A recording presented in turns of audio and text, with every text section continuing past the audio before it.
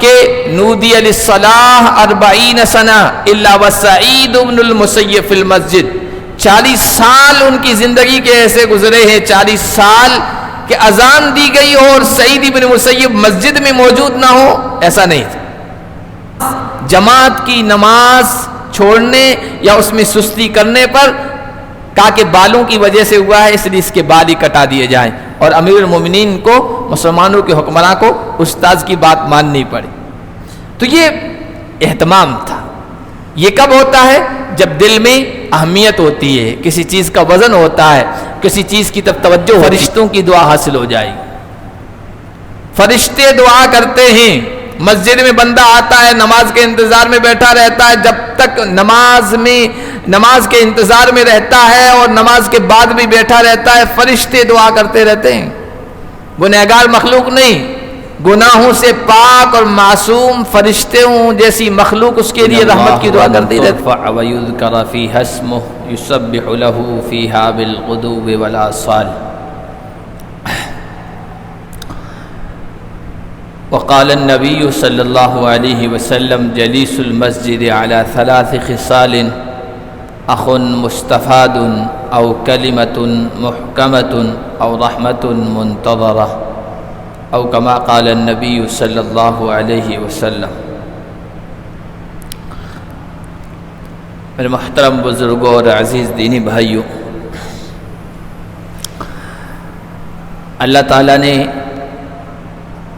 ہمیں جو دل عطا فرمایا ہے،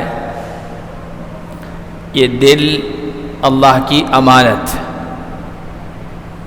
ہمارا ہر عضو، باڈی کا ہر پارٹ، ہر حصہ، یہ امانت ہے اللہ کی طرف سے۔ اس کے متعلق پوچھا جائے گا، ان السمع والبصر والفؤاد کل اولئک کان عنہ مسئولا۔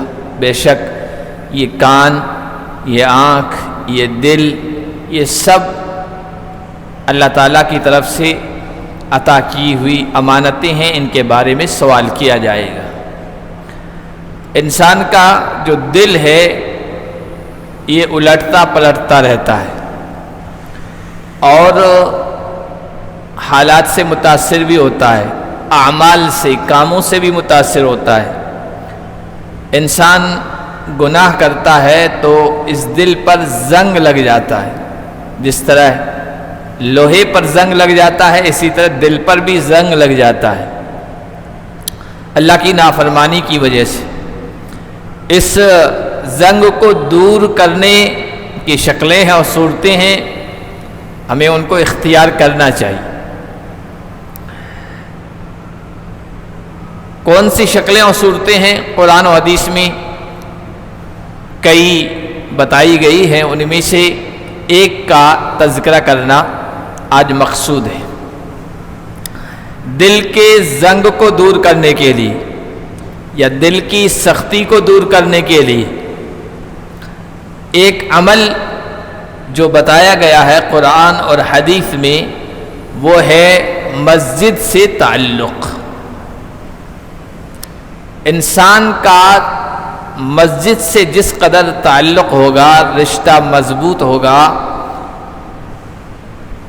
گناہوں کی وجہ سے اس کے دل پر جو زنگ لگ جاتا ہے وہ ختم ہو جائے گا، غفلت دور ہو جائے گی اور نیکیوں کا جذبہ انسان کے دل میں پیدا ہوگا۔ اسی لیے اللہ کے نبی صلی اللہ علیہ وسلم نے ایک حدیث میں، جس میں 7 قسم کے لوگوں کے بارے میں فرمایا کہ ان کو عرش کا سایہ نصیب ہوگا۔ ایک وہ آدمی رجل قلبہ معلق بالمساجد، وہ خوش قسمت انسان جس کا دل مسجد سے جڑا ہوا ہو، مسجد سے لٹکا ہوا ہو، مسجد سے وابستہ ہو۔ تو ایسے آدمی کو کل قیامت کے دن عرش الہی کا سایہ نصیب ہوگا۔ مسجد سے جڑنا، مسجد سے تعلق رکھنا، یہ اللہ کی بہت بڑی نعمت ہے، اور جسے نصیب ہو جائے اس پر وہ اللہ تعالیٰ کا جتنا بھی شکر ادا کرے کم ہے۔ صرف اس ایک نعمت کی وجہ سے کتنی نعمتیں اللہ تعالیٰ کی مل جاتی. آپ مسجد کے لیے اپنے گھر سے، اپنی دکان سے، اپنے کارخانے سے، اپنے فیکٹری سے، اپنے مشغولیت کی جگہ سے مسجد کے لیے نکل رہے ہیں نا، صرف نکلنے کا ارادہ کیا اور چل پڑے ہیں، فَأَنْتَ فِي ضِمَانِ اللَّهِ، اللہ کی گارنٹی میں آ گئے، اللہ کی حفاظت میں آ گئے، اللہ کی نگرانی میں آ گئے، اللہ کی خصوصی نظر، خصوصی توجہ اب آپ کی طرف ہو گئی.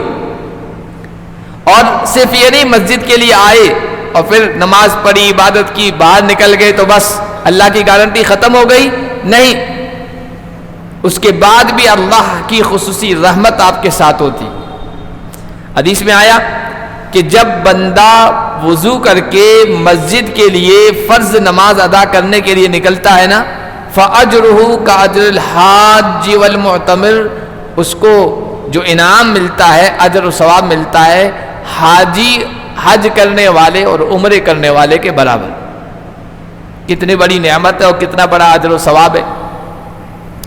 اسی لیے اللہ کے نبی صلی اللہ علیہ وسلم کا خصوصی تعلق تھا مسجد سے. آپ یہ سفر کا مہینہ چل رہا ہے، سفر کے مہینے کے اخیر میں آپ کو بیماری لاحق ہوئی، اور وہی بیماری مرض الوفات یا مرض الموت ثابت ہوئی. اس کے 12 یا 13 دن کے بعد، اتنے دنوں کے بعد پھر ربیع الاول میں آپ پردہ فرما گئے. لیکن اس سخت بیماری میں بھی آپ حدیثیں اٹھا کر دیکھیں، اللہ کے نبی صلی اللہ علیہ وسلم ذرا سا بھی ہوش آ رہا ہے نا تو مسجد کے لیے نکلنا چاہ رہے، اور ہوش آیا تو پھر مسجد کے لیے نکلے. صحابہ نماز میں کھڑے تھے، آپ آئے ہیں، مصلی کی جگہ آئے ہیں. تو یہ خصوصی تعلق تھا مسجد کی وجہ سے، اور مسجد سے خصوصی تعلق ہو گیا تو اللہ کی نعمتیں، اللہ کے بے شمار احسانات. مسجد سے جس بندے کا تعلق ہوگا، اس کا مطلب یہ ہے کہ وہ نماز مسجد میں آ کے ادا کرے گا، اور صرف نماز اکیلے نہیں، اس کی کوشش یہ ہوگی کہ جماعت کے ساتھ نماز پڑھے. اور جماعت کے ساتھ نماز پڑھنا کتنا بڑا اجر و ثواب کا کام ہے. اگر کسی سے کہا جائے کہ آدھی رات آپ کو عبادت کرنی ہے، نماز پڑھنی ہے، مشکل ہے بندے کے لیے. آدھی رات، نصف لیلہ، قیام و نصف اللیل، آدھی رات کو کھڑا ہونا اللہ کے سامنے نماز میں بہت مشکل کام ہے. لیکن اللہ کا کرم دیکھیے کہ یہ آدھی رات کا ثواب اللہ تعالیٰ نے کس میں رکھ دیا. بندہ اگر جماعت کے ساتھ عشاء کی نماز پڑھ لے، کہا کہ میں ایسے بندے کو آدھی رات کھڑے ہونے کا اور عبادت کا ثواب دے دوں گا.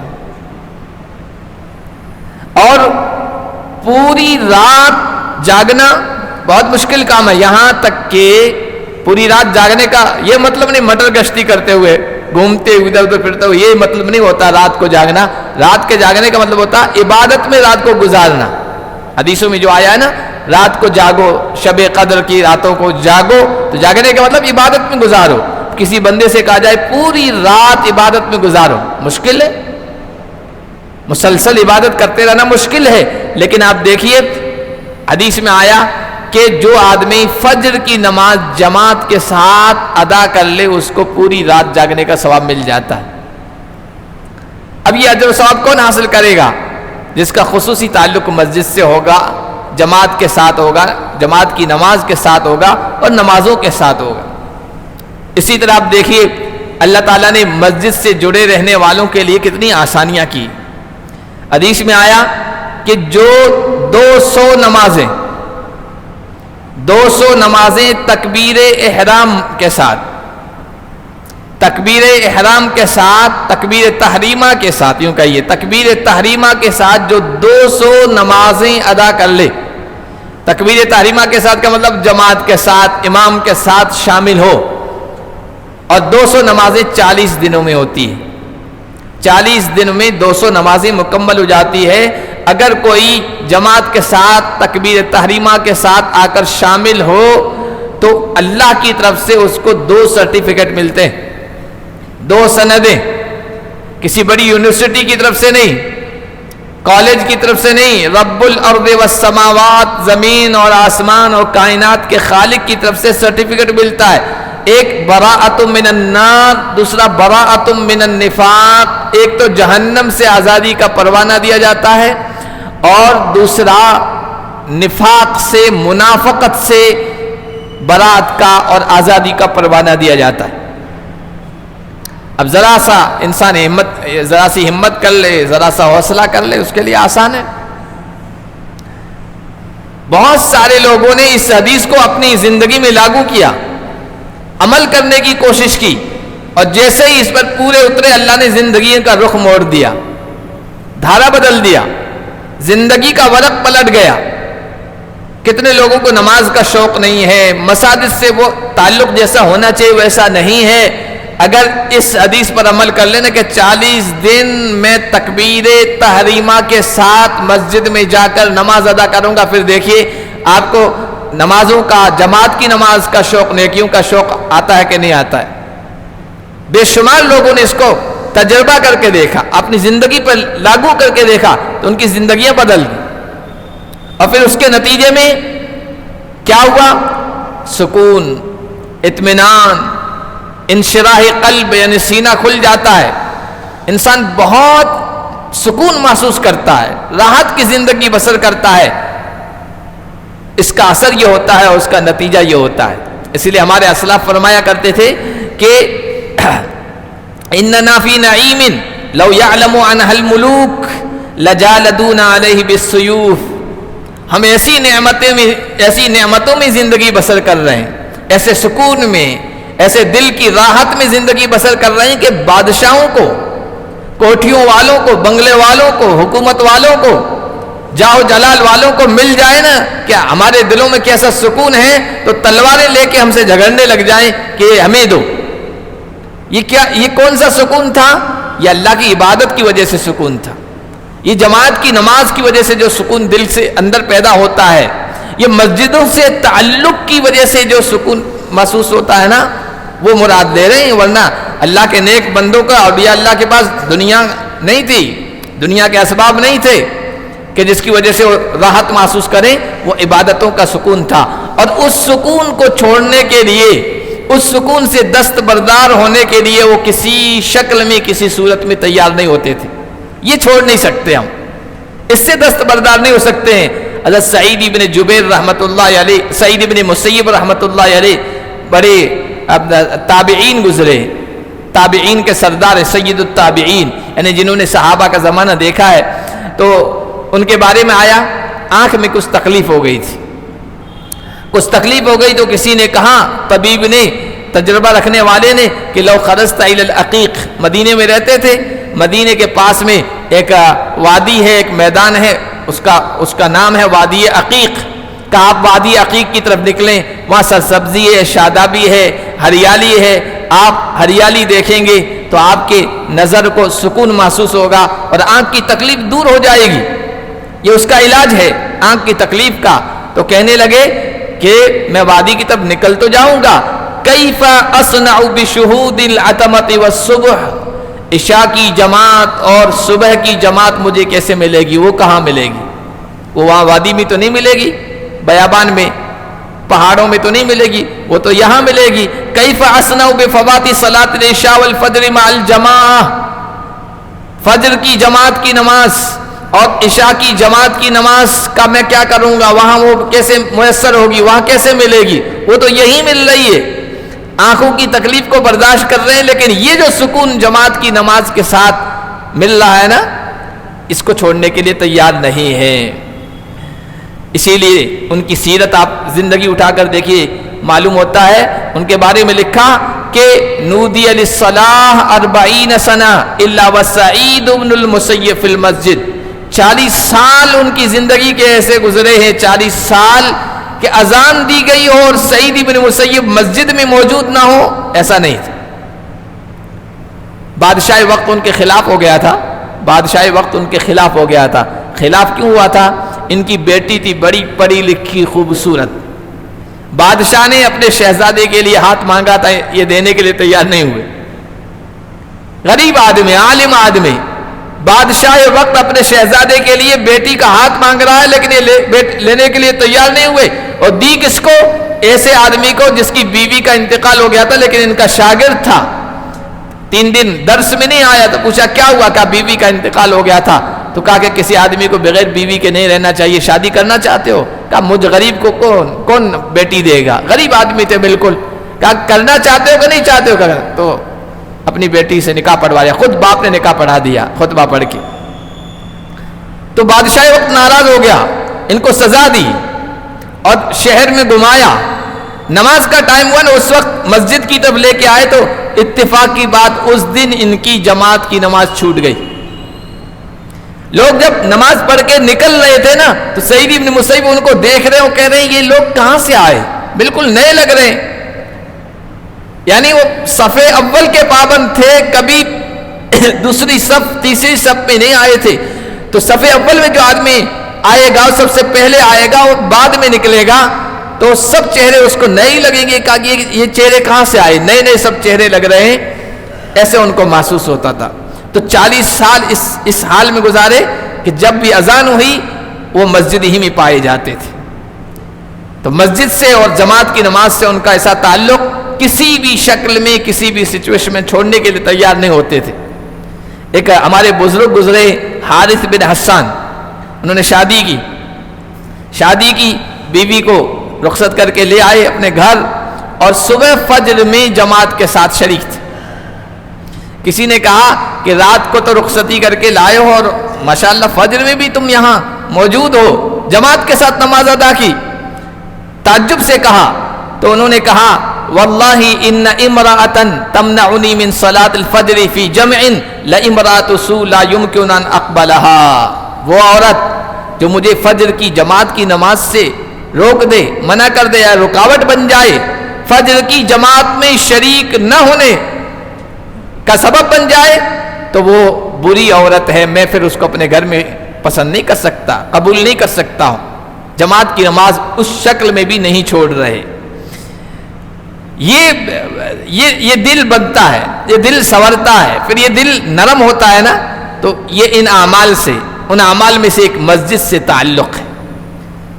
اس لیے کہ مسجد وہ گھر ہے جہاں اللہ کی رحمتیں ہر وقت برستی ہے، اللہ کی خصوصی نظر رحمت ہوتی ہے، فرشتے اپنے پروں کو بچھائے ہوئے ہیں، پروں سے مسجد کو گھیرے ہوئے، خیر کی جگہ ہے، بلائی کی جگہ ہے، اللہ کی عبادت کی جگہ ہے۔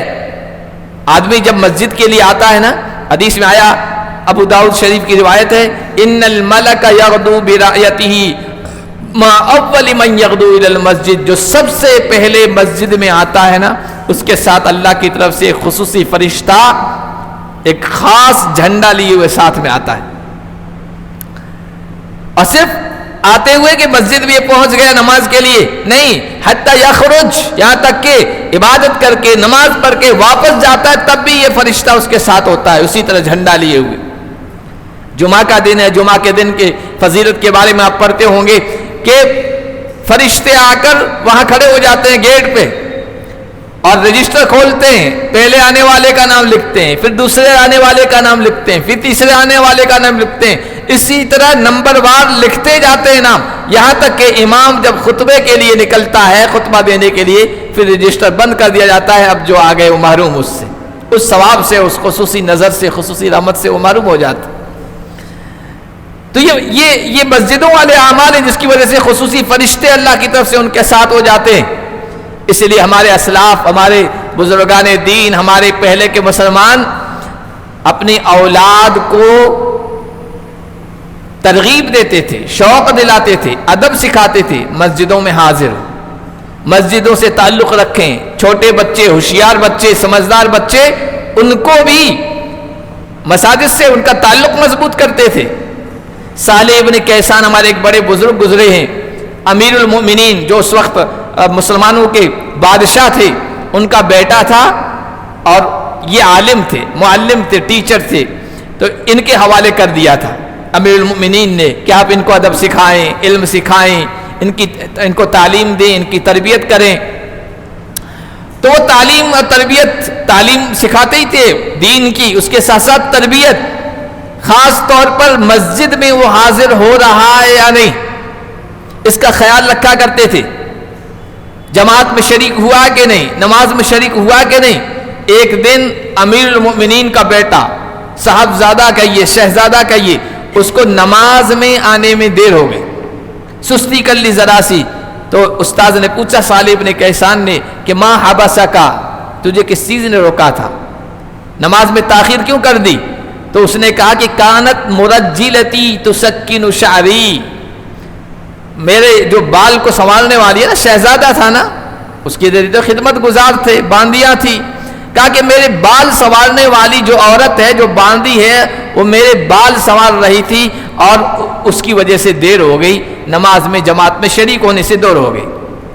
تو کہنے لگے کہ بلغا من تسکین شعری کا ان توثرہ علی الصلاۃ, اچھا بال سنوارنے پر اتنی توجہ, اتنا اہتمام, بال سنوارنے کی اتنی فکر کہ نماز پر اس کو ترجیح دے دی, نماز کو پیچھے کر دیا اور بالوں کو سنوارنے کو آگے کر دیا. پھر امیر المومنین اس کے باپ سے, اس کے والد سے جو ہے بات کی اور ان کو خبر دی کہ دیکھو تمہارے بیٹے نے نماز میں آنے میں دیر کر دی, صاحبزادے نے نماز میں آنے میں دیر کر دی. اور اس وقت تک بات کرتے رہے یہاں تک کہ اس بات پر آمادہ نہ کر لیا کہ اس کے بال ہی کاٹ دیے جائے, ہلک کر دیا جائے, ٹکلا کر دیا جائے. شہزادہ ہے, استاذ نے اصرار کیا کہ اس نے نماز میں آنے میں کوتاہی کر دی ہے, اس کا ٹکلا کر دیا جائے. اور امیر المومنین نے اپنے بیٹے کو کہ بال کٹوا دی.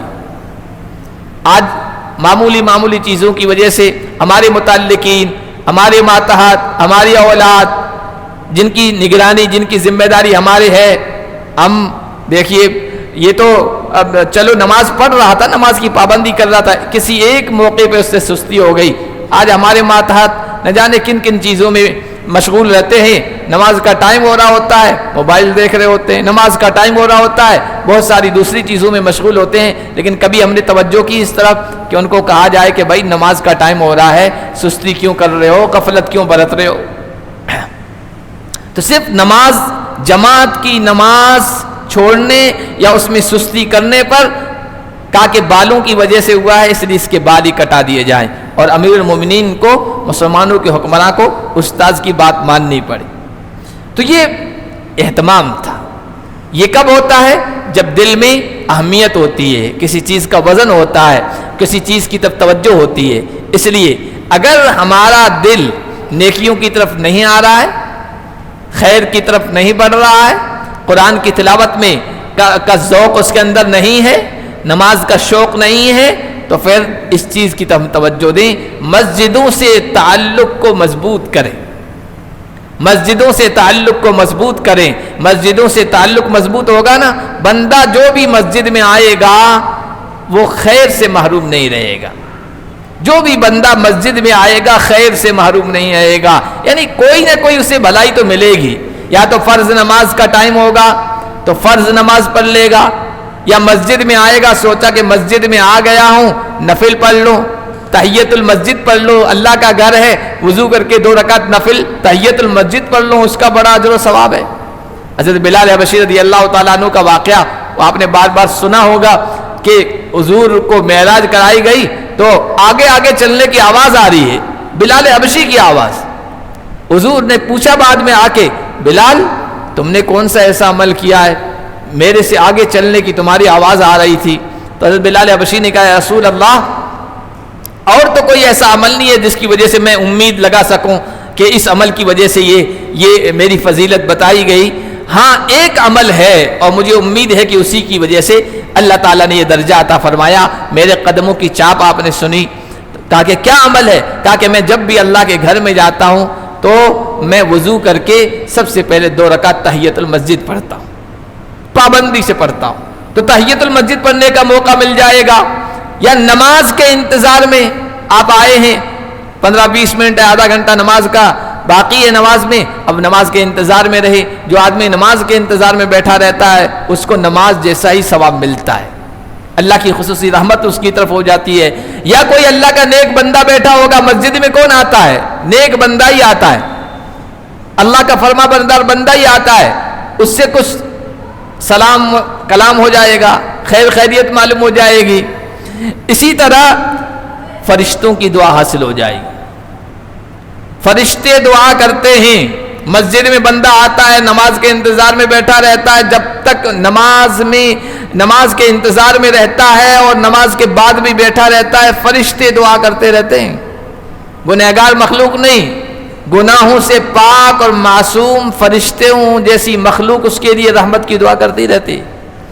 اسی لیے حدیث شریف میں آیا, حضور نے فرمایا جلیس المسجد علی ثلاث خصال, مسجد میں جو آ کے بیٹھ جاتا ہے, مسجد سے تعلق رکھتا ہے نا, اس کو 3 فائدوں میں سے ایک فائدہ تو حاصل ہوتا ہی ہوتا ہے, نقصان کچھ بھی نہیں ہے, ضرر کچھ بھی نہیں.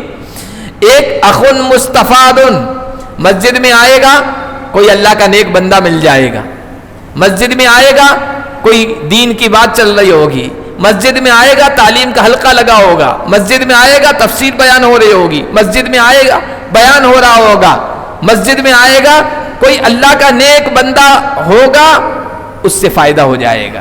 اور دوسرا فرمایا او کلمۃ محکمہ, یا حکمت کی, دانشمندی کی, سمجھداری کی بات وہ سن کے جائے گا, جس سے اس کی زندگی میں بھی تبدیلی آئے گی, آگے بیان کرے گا, دوسرے لوگوں کی زندگی میں بھی تبدیلی بھی آئے گی. او رحمت منتظرۃ, یا ایسی رحمت جس کا انتظار کیا جا رہا ہے, جب تک بندہ نماز کے انتظار میں رہتا ہے اللہ کی رحمت اسے ملتی رہتی ہے, یہی رحمت منتظرہ ہے. تو مسجد سے تعلق میں فائدہ ہی فائدہ ہے, نقصان اور گھاٹا کسی قسم کا بھی نہیں ہے. اور اگر آپ چاہتے ہیں آپ کے دل کے اندر صفائی ہو, آپ کا دل نرم ہو, آپ کے دل کے اندر خیر کے جذبات آئیں, آپ کے دل کے اندر نیکی کے جذبات آئیں, آپ کے اندر نماز کا شوق آئے, جماعت کی نماز کا شوق آئے, تو پھر مسجد سے خصوصی تعلق قائم کر لیجئے. پھر دیکھیے میں نے پہلے بھی بتایا کہ کتنے لوگوں نے اس حدیث پر عمل کیا اور ان کی زندگیاں تبدیل ہو گئی. 40 دن آپ تکبیر تحریمہ کے ساتھ نماز پڑھ کے دیکھیے, زندگیوں میں تبدیلی آ جاتی. اللہ پاک ہم سب کو ان پر عمل کرنے کی توفیق عطا فرمائے.